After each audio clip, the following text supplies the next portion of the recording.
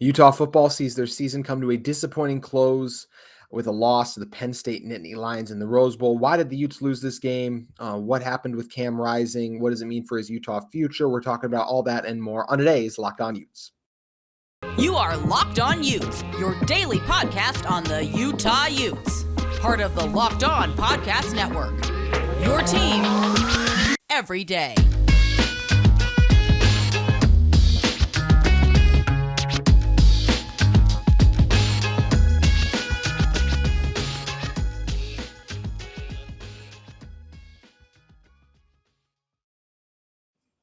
Hello, everyone. Thank you for making Locked On Utes your first listen every single day. We are available on all platforms, including YouTube. My name is JT Wistrcill, former intern inside the University of Utah Athletic Department. On today's show, we're talking all things Rose Bowl. But before we dive into that big game we saw where the Utes lost to Penn State, just want to start this one by saying my thoughts, prayers, and condolences to Damar Hamlin, his family, the Bills, everyone involved in this just tragic situation that's going on. There's no words to say what is going on, really.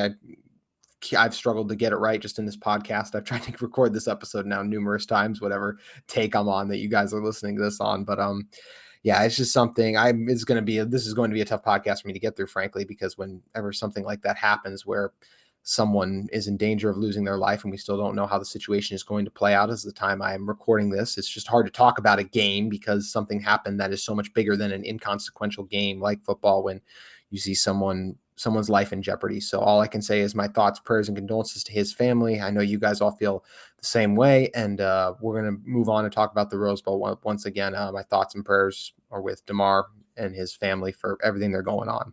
So off that, there's no good way to transition, but the rest of this, we are going to be talking about the Rose Bowl, and it's one that didn't go Utah's way, to put it plain and simple, right? 35-21, Utes don't get it done.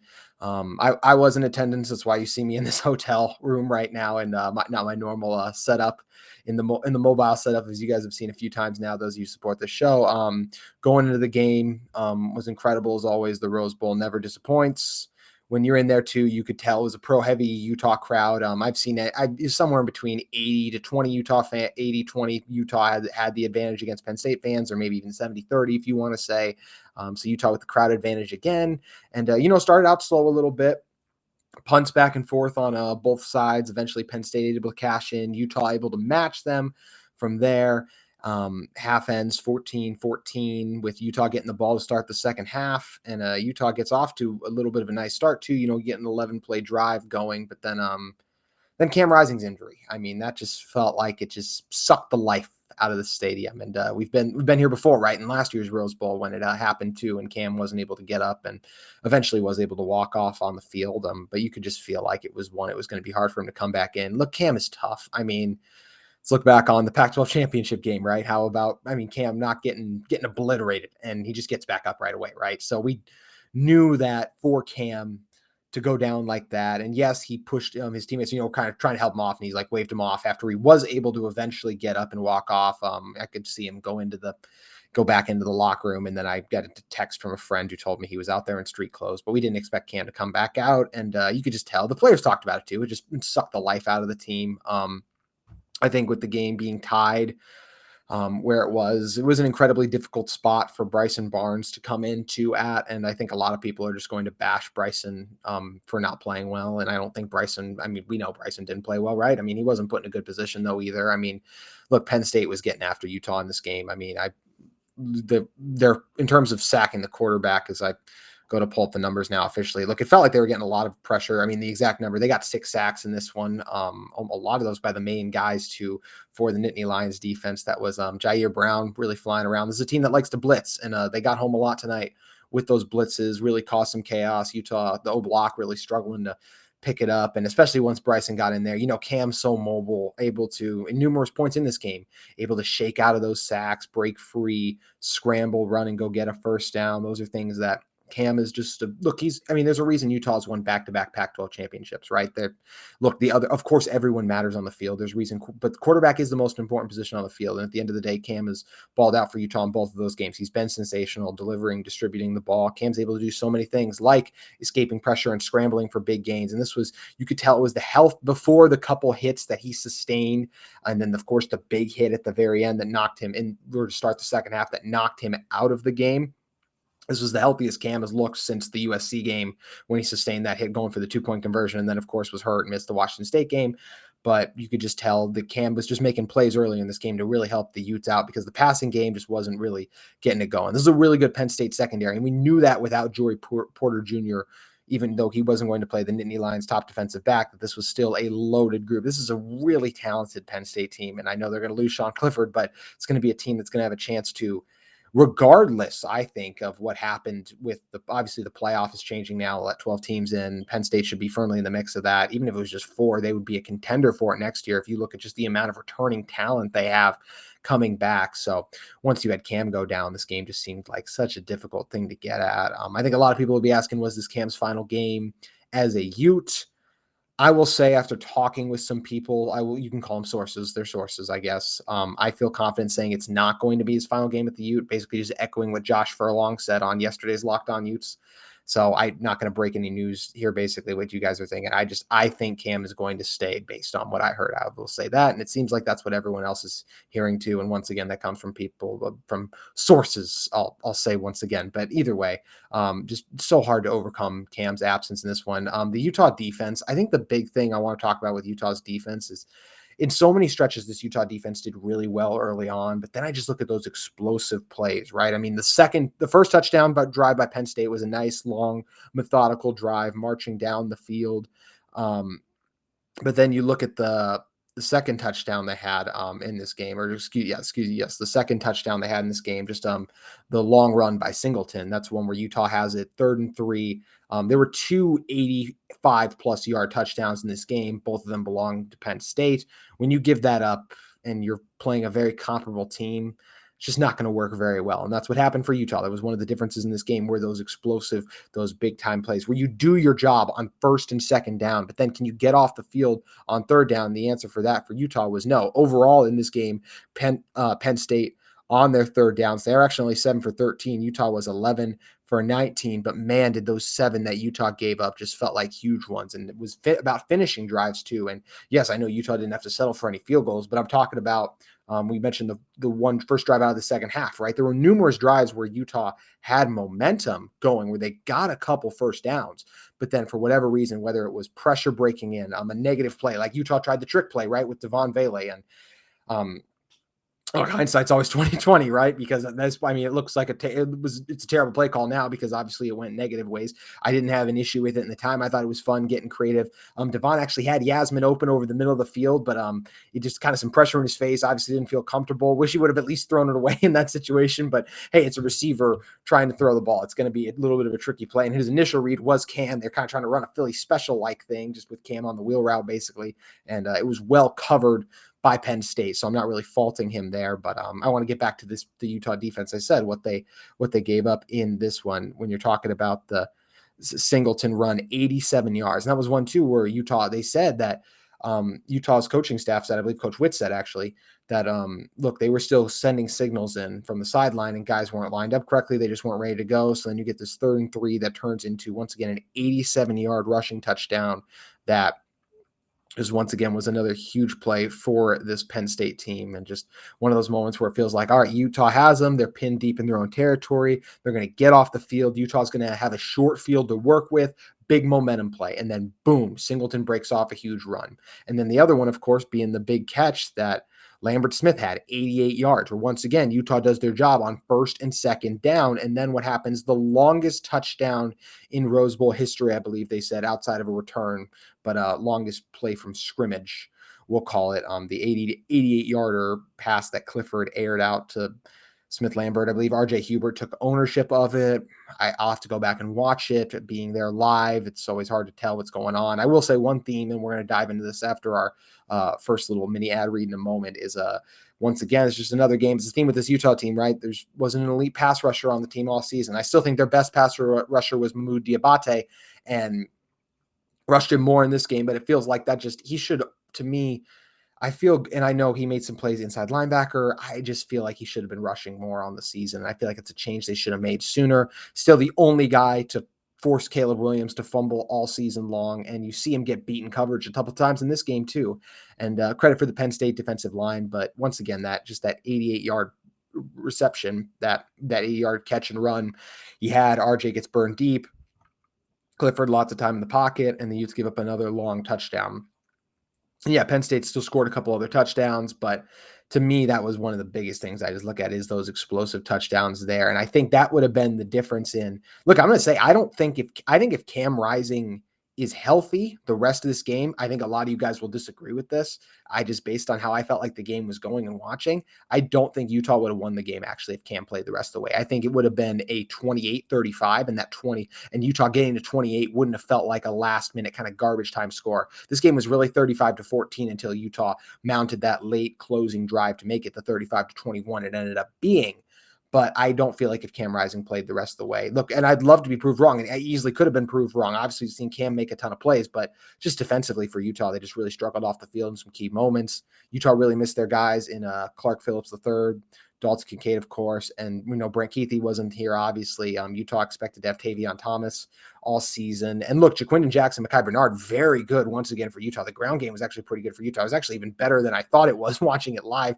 I felt like Utah was running the ball well. I did not realize they had 184 yards rushing, and that's counting with some of the negative yardage too we saw from Bryson being sacked. And I think part of that helped was Cam scrambling. He carried it 10 times for 47 yards before he ended up going down with that injury. Utah had all three of the guys in Cam, Mekhi Bernard and Jaquindon Jackson all average over 4 yards a carry. So impressive numbers there. But once you, like I said, just you think about the best players on offense for this Utah team coming into the season, Dalton Kincaid, Brant Keithy, Tavion Thomas, and yes, I said the running back stepped up, and then Cam Rising. All four of those guys did not play outside of the first drive in the second half. We already knew it was going to be a lot to overcome those guys all season long, but this Utah team's always been able to find a way.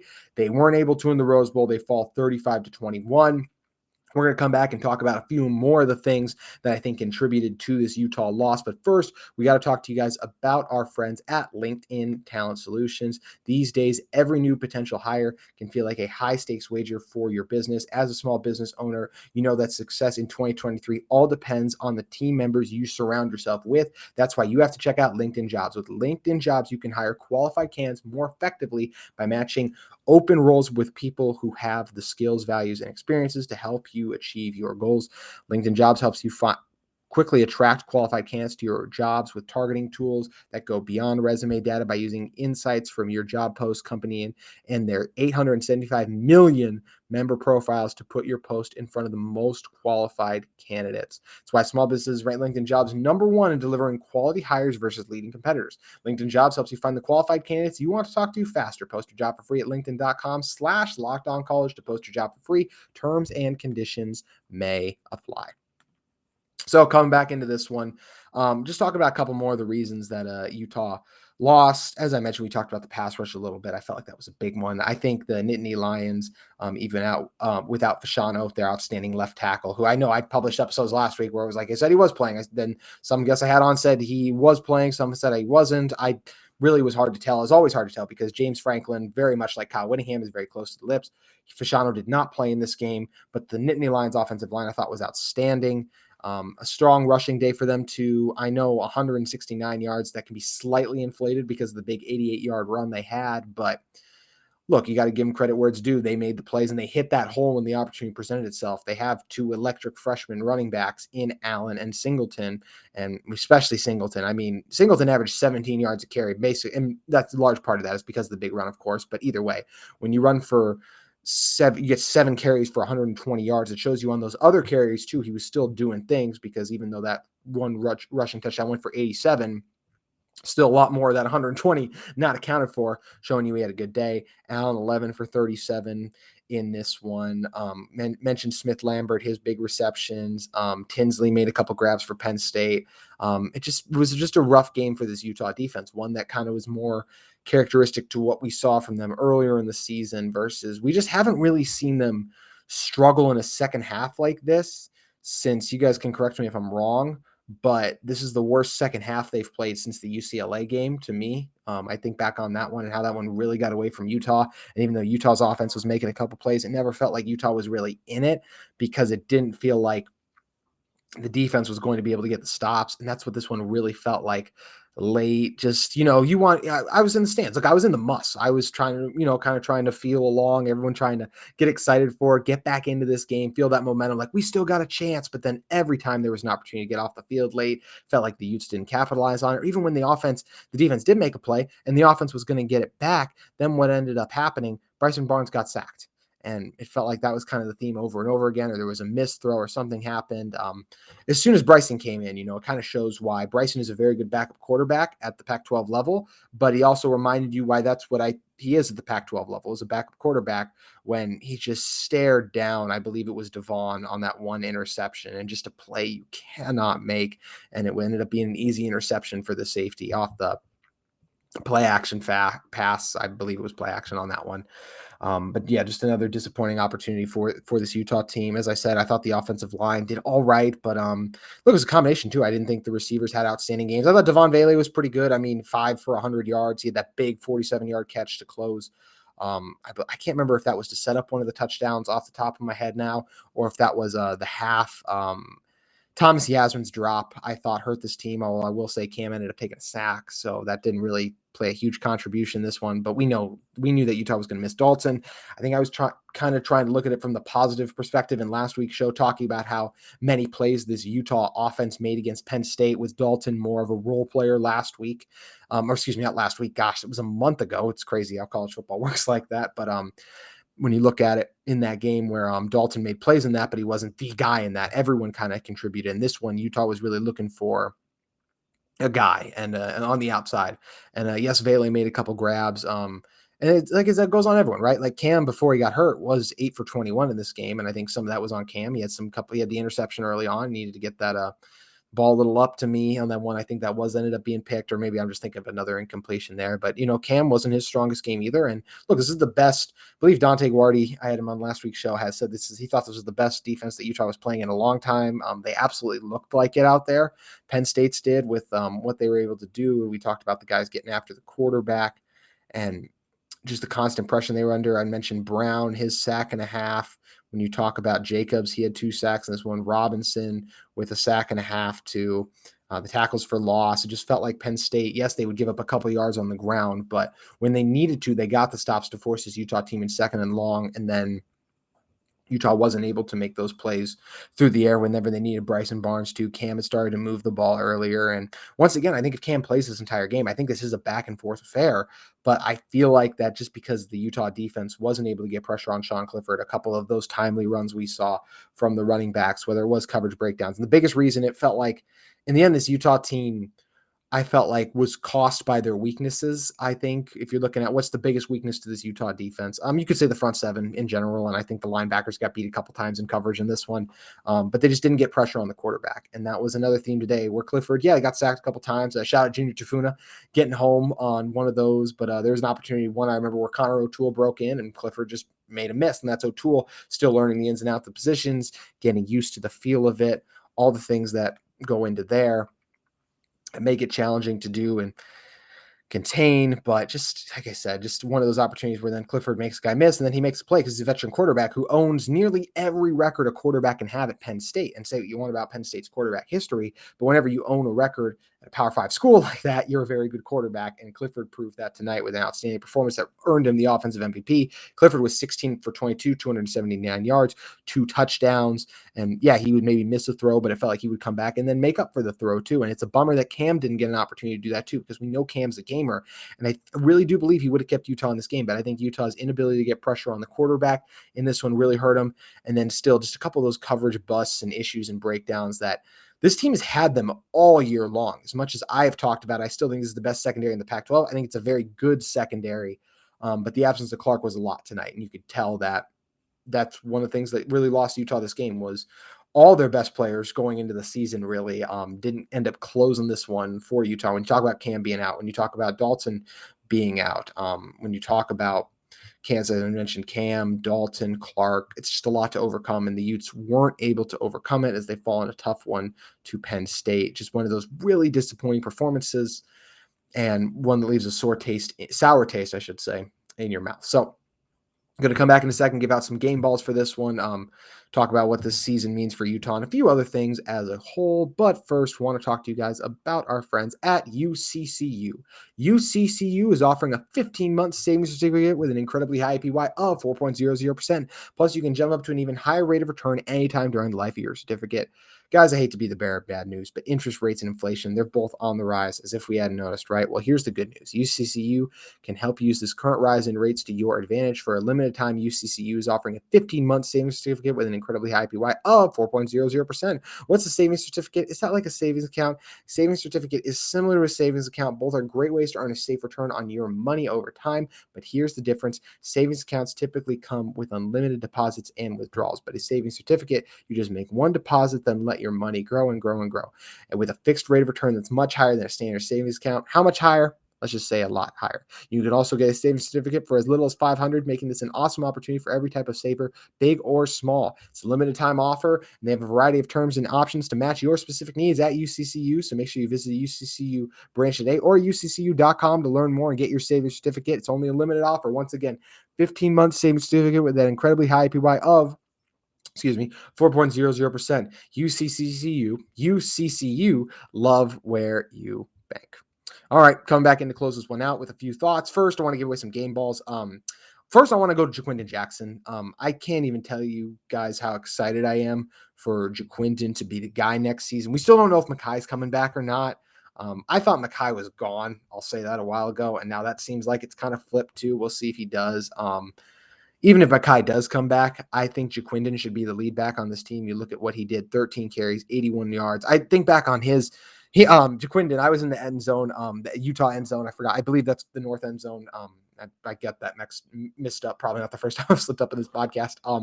When you look at what he did in this game, talk about Jaquindon, especially on that run specifically, just the ability to make my guys mix, the quick decisions, all that, having learned the position over the course of a season, which is so hard. Once again, yes, it's not like he went from defensive end to running back just out of nowhere. He was still a quarterback who obviously liked to use his legs, but it's so different getting handoffs, running between the tackles, that wear and tear. Jaquindon's the guy who's used to slide. I think he's slid a lot in his career. Look, maybe he hasn't, but that's obviously coaches were probably telling him, hey, you got to slide here. That's obviously something he wasn't going to do when he made the switch to running back. And just the ability, I think about his one touchdown run where he shook off 5 guys. That was probably the moment of the game for me. We haven't done our Nissan Heisman moment of these things in a while. If it was, that would be mine, was Jaquindon's touchdown run there where, he's just a man out there. He's him. I'll say that. Just an unbelievable run and a really strong performance by Jaquindon in this one. Once again, 13 carries, 81 yards. And that one touchdown run, just chef's kiss. Breaking all those tackles, shaking guys off. He's an electric back, and he's going to do special things, I believe, next year and be one of the better running backs in the country. I'll even go as far to say that. That sounds a little bold and a little bit homery, but hey, when your team just lost to the Nittany Lions and you're looking for things to be positive about, I'm definitely positive about Jaquindon Jackson.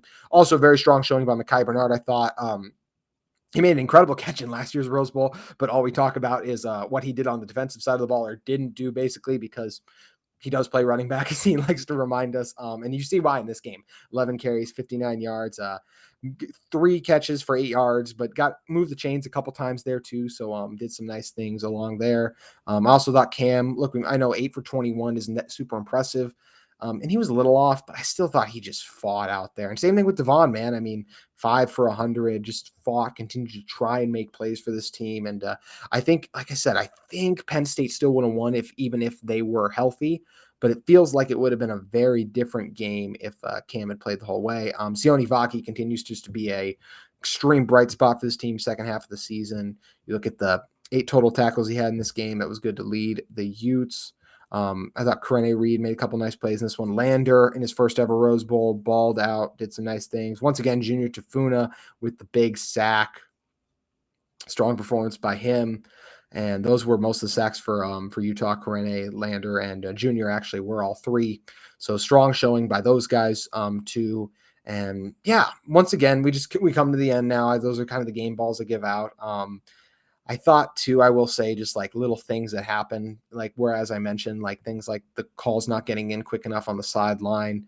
Like I said, it's hard to say from the field what adjustments watching just the game naturally. Let's just say I said the north end zone. So the end zone view can be great in a lot of ways, but also not let you see certain things. It makes it tough. So hard for me to know where things could have been different. I mean, hearing things like when Coach Witt says they were still trying to signal and get plays in when Penn State broke off that huge run, things like that lead to me saying Utah did get out coached in this one, something they haven't gotten a lot this season. And look, I think it was extremely close. I'm not saying like, oh, they got absolutely embarrassed, like anything. I don't think it was as bad as, for example, I think Utah, Coach Witt, Andy Ludwig, and of course what Morgan Scalley did, I thought they had a masterclass against Lincoln Riley and the Trojans, where I thought they obliterated them, and not just the field, but the coaching matchup. I did not think Utah got obliterated tonight, but I did feel like they lost it still. I felt like Penn State came in with a good game plan and attack. But I'll say too, I mean, I think Utah was put in position to succeed a lot tonight by the coaches and just guys. You talk about RJ Hubert claimed, like you said, he was the one who claimed his bust in the secondary. Like, that's where bad plays are going to happen too. And that's just one of the unfortunate ththings about this is it's just one of those losses where everyone can look in the mirror. And you also wonder, would it have been different if Cam stays healthy? Because Coach Witt said to start the season, Cam is one of the best leaders he's ever been around. And we know he's been coaching for a long time, right? So that's obviously a very high compliment to pay. And you could feel like Utah missed his absence tonight. Receivers struggling to create separation on the outside.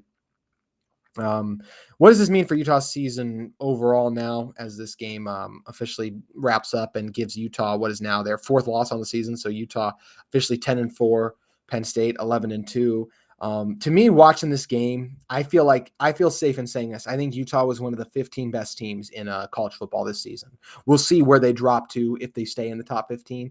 I think they should, based on the loss of Cam Rising. I think they lost to a very good Penn State team that proved they were one of the 10 best teams. This is their best win of the season, but they did a lot of good things against Ohio State and Michigan too. Some of those scores kind of got away a little bit too if you go back and watch. It's a young Penn State team too, and they deserve one of the spots as the 10 best team. This is an extremely good Utah team. Just struggled with a few things if we look in the season as a whole now. Offensive line, did kind of take a little bit to get going and gel. Thought they did a good job overall late in the season coming together, but you can still see some of those issues in terms of giving up some issues, picking up blitzes late on, struggles getting to the second level. Receivers who are very good, but I think you could use another guy out there, and I think that was evident with Dalton's absence tonight. Secondary wise, pretty good. Defense wise, pretty good secondary. Front seven, very up and down all season, especially just not an intimidating pass rush. This is a reason that Utah doesn't usually get home with four guys on the season overall. So once again, just a tough loss for the Utes, second year in the Rose Bowl, right? This is what everyone said. This was more of a business trip. Last year, it was just like, it's so great to be here. And this year, it was supposed to be so great to go in and win the whole dang thing. And that's not what happened because of a few of those things we talked about. I'm looking over the stats one last time here. Utah, it's amazing too, some of the stats that Utah dominated. And Utah got the first downs, 23 for 14, but they weren't able to maintain those drives. They would move the chains a couple times and then it would stall. Whether that was a negative play, there was a holding penalty one time that really hurt Utah. Looking at penalties overall in this one, as I'm trying to look down, I got this big stat broadcast pulled up. I mean, Utah only had 4 penalties, but they all felt like they were really crucial and huge ones in this one too. I just felt like they were drive killers or just those negative plays overall. I felt like Utah had more of those in the game. And then once again, Cam going down. I feel like those are the biggest things in this one, where some of those miscommunications defensively, struggles getting to the quarterback, Cam Rising getting hurt, of course. And then Bryson just struggling when he came in, because it's a very difficult spot to come into, especially because this Penn State defense is playing at a lot higher of a level than when Bryson came in and took on Ohio State last year. And also Dalton Kincaid obviously wasn't out there, who he connected with on the long touchdown. So we're going to be breaking down this one all week long, and have a couple fun guests lined up throughout the week coming on to talk about this game, how they see it play out. What does it mean for the Utes? And once again, I mean, I think we'll get updates on a lot of these guys' future. Is Devon Bailey coming back? Is Mekhi Bernard coming back? Is RJ Hubert coming back? Is Dalton Kincaid? Well, Dalton Kincaid is gone. We know that. Is Brant Keithy coming back? And of course, the granddaddy of them all, I couldn't resist, I'm sorry, Cam Rising, is he coming back? As I said, based on what I've heard, I believe he is. But look, there's been a lot more famous news breakers or guys who think they're breaking news be wrong before than me. So I could very well be off. And for all I know, by the time this releases tomorrow morning, Cam Rising could release something saying he is officially declaring for the draft. But I expect Cam to be back, and this Utah team is an awesome opportunity. I think the last thing I want to close on to is for this Utah football season. I don't feel like it was a disappointment because you still won the Pac-12 back-to-back. Utah's never been Pac-12 champs back-to-back. Obviously, yes, they won it the first year ago, but to go back-to-back is extraordinary. And I think you look at this championship game and think what could have been if not for the injury, if not for the Cam's injury, because even looking to end the first half, if Cam completes that ball to Thomas Yasmin, how does that change things? If Cam's able to throw that ball away instead of getting sacked, how does that change things? But we can do the what if game all day.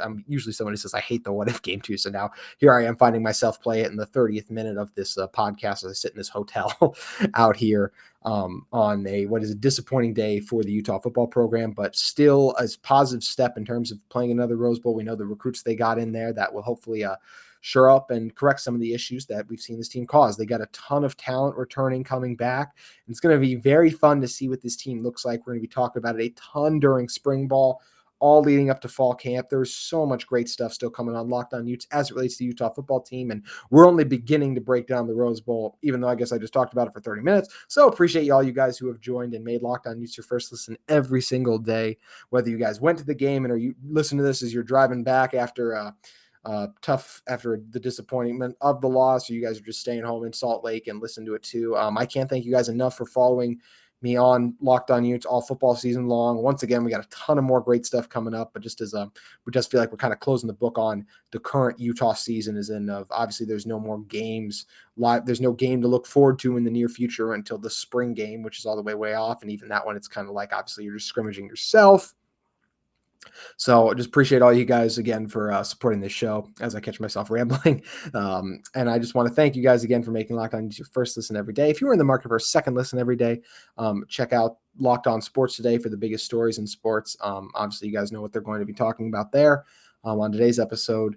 But make sure you guys check out Locked On Sports Today, available on Odyssey, YouTube, or wherever you get your podcasts. Thank you guys again for making Locked On Utes your first listen every single day, and we'll see you tomorrow.